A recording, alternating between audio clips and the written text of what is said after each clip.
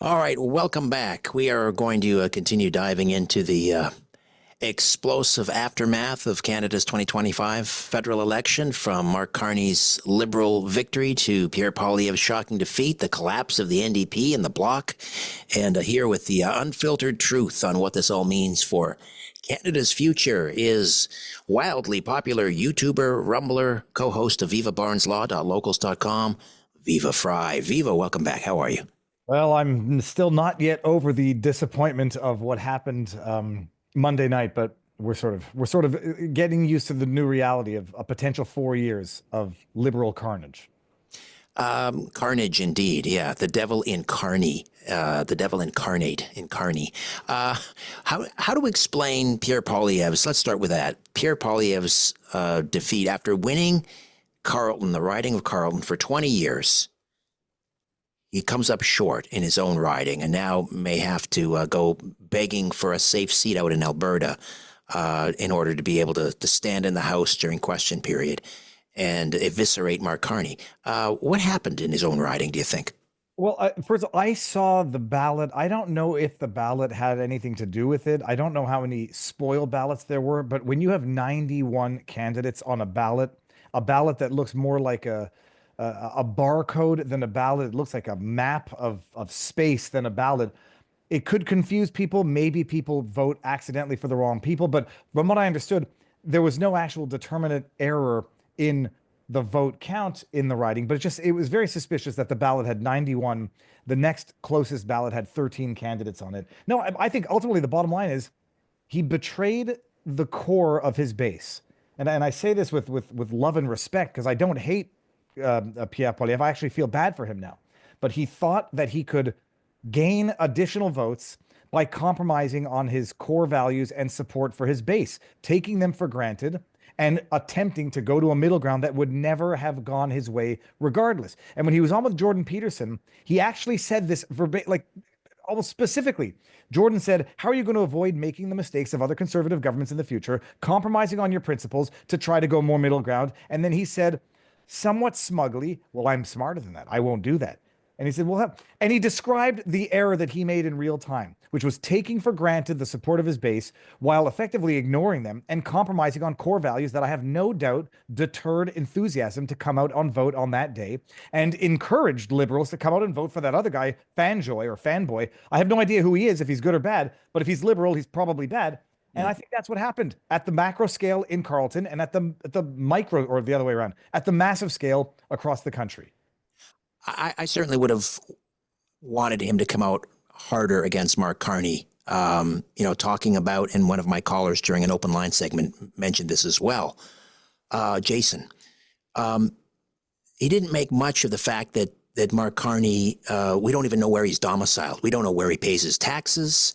We don't know where he lives, for crying out loud. He's got 3 passports.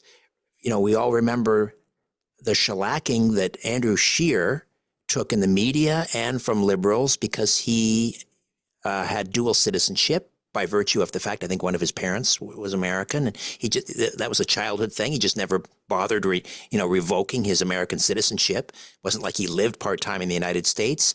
He had 2. We had Mark Carney with 3, and I don't think Pierre Poilievre made enough hay out of that. But on the other hand, I mean, didn't his base show up? I mean, 42% practically in the popular vote. That even eclipses Stephen Harper. I mean, it's the best showing for the Conservatives since Brian Mulroney in 1988. I mean, don't you think he actually, despite some errors, he ran a pretty good campaign?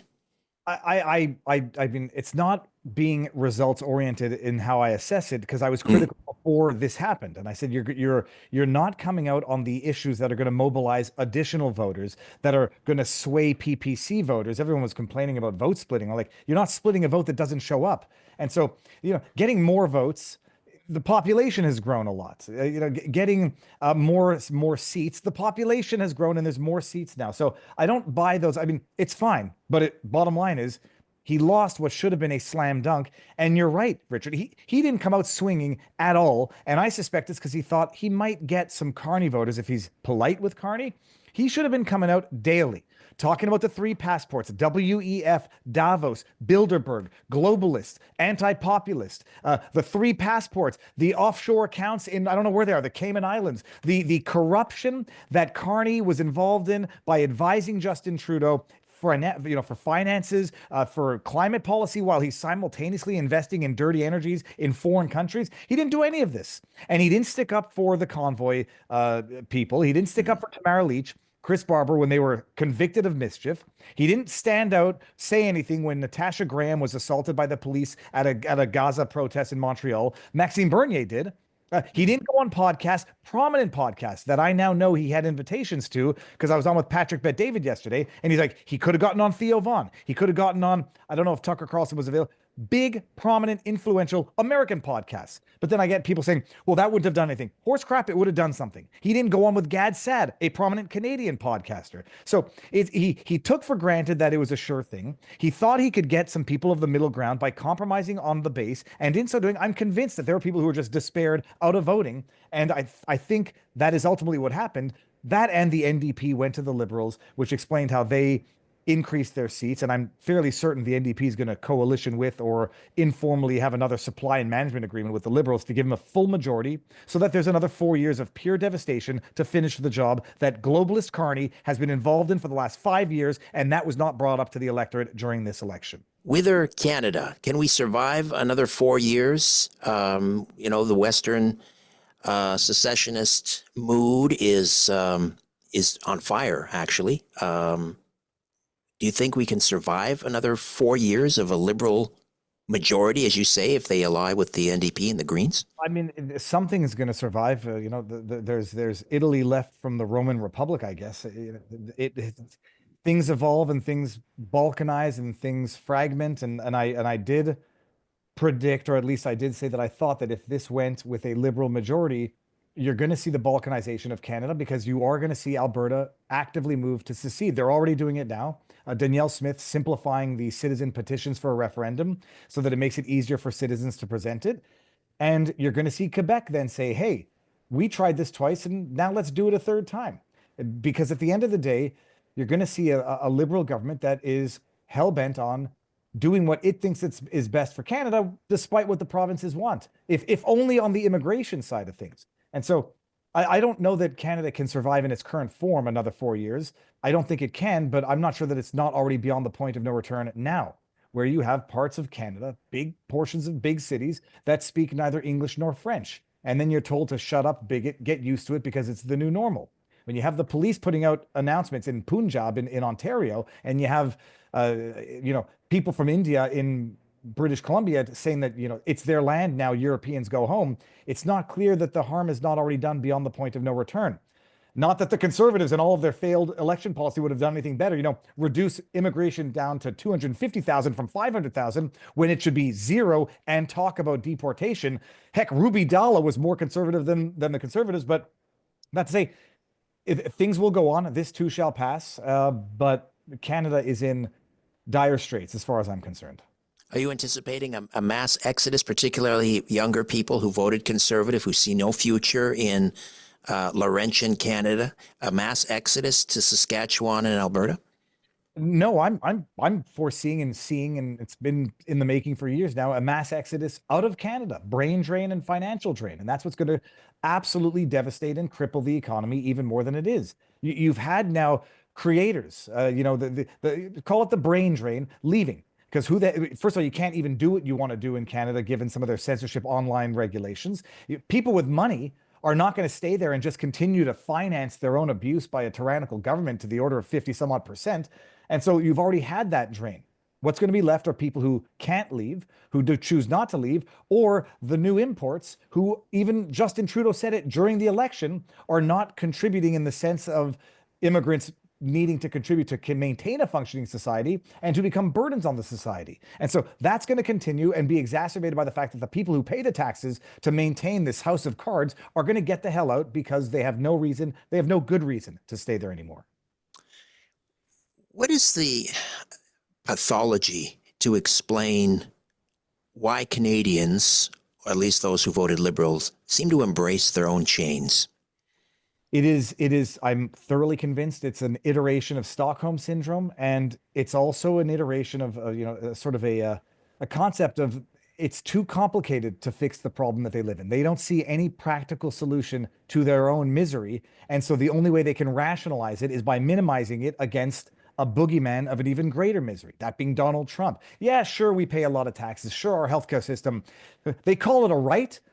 Carney, healthcare is a right. Death care is a right in Canada. Healthcare doesn't exist. And so they say, well, it could be worse. At least, we're not going bankrupt to pay a doctor. No, you're just dying in the waiting rooms. You're just dying waiting for a doctor. So it could be worse in this eternal boogeyman in their mind. And the liberals, to their credit, played that boogeyman of an evil that's even greater than their current suffering perfectly, to the point where they have now rationalized their current suffering because it could be worse because Trump, orange man bad.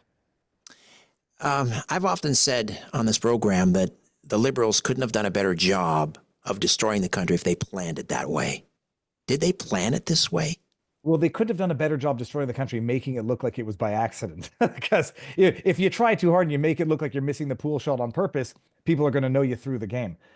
They have done the absolute best job creating crises for them to manage. And it's what socialist governments do. You don't want to solve the problems, you want to exacerbate them, you want to create new problems so that you can expand the government to the point where nobody can vote themselves out of it anymore because everybody's dependent on the government for their own existence, subsistence, handouts, whatever. They've done a fantastic job at that. Just opening the borders and crippling natural resources at home to achieve net zero by 2050, which is what Carney wants to do. That really didn't come up much either during the election, while simultaneously investing in the dirtiest of polluters on earth. Yeah, it's a great way to cripple the Canadian economy while doing not just nothing for the environment, worse than nothing. But but give them credit where credit's due. They pulled Trudeau out at the perfect time. They flipped the script on Pierre by turning it into something of a referendum against Trump, and they succeeded, and Pierre fumbled it, and we'll see what happens in another 4 years. Because I don't think it's going to be a weak. I have a very bad feeling there's going to be something of a coalition, and it's going to be 4 years of effective liberal rule. So was Carney basically sent down from head office to liquidate, do you think? Or is that too conspiratorial? Liquidate, no, I mean, secure the resources. I mean, the way they're playing it now, and you want to get conspiratorial, Carney is building up a set of circumstances where they're going to need to justify allying more closely with China. He's going to do everything he can to pick at the scab of that relationship with America to make it worse, to turn it into an infected wound, so that he can then say, it's so bad, we have no choice but to further embrace China. And whether or not that's by design in terms of the instructions have come down now, WEF globalist Hoover Carney, China already owns Canada effectively. Make it so that it's politically palatable for Canadians to turn over their resources to China. That looks like what they're teeing it up for now. What Trump did was neither wrong nor unfair. And if there's a Canadian out there who thinks it was, you've been brainwashed by your state media. It was right and it was fair. Canada tariffs the loads of stuff coming from the US. Canada is letting people in on visas who are on watch lists that are crossing into America. Canada is the fentanyl capital of the world, and it's killing Canadians and Americans. Trump was not wrong. If you think he was wrong, you're irresponsible and you're basically a child. But Carney is going to do everything he can to permanently rupture that relationship so that he can cozy up to China, who's already got their hooks in Canada. Well, better the 51st state than the 24th province of China, I say. Viva, what's coming up next on YouTube, Rumble, Viva Barnes Law? Same old stuff. I mean, we're gonna see what's going on in the world. Trump's finishing his first 100 days, and thus far, I say it's been pretty darn good despite the haters. And I'm just gonna hope that I'm wrong about the future of Canada, but there's a lot of people, and I know them, who don't see a future for themselves in Canada. They want to leave. If they could leave, they would, and if they can, they will. And Canada, can turn into Venezuela in a matter of 4 to 10 years.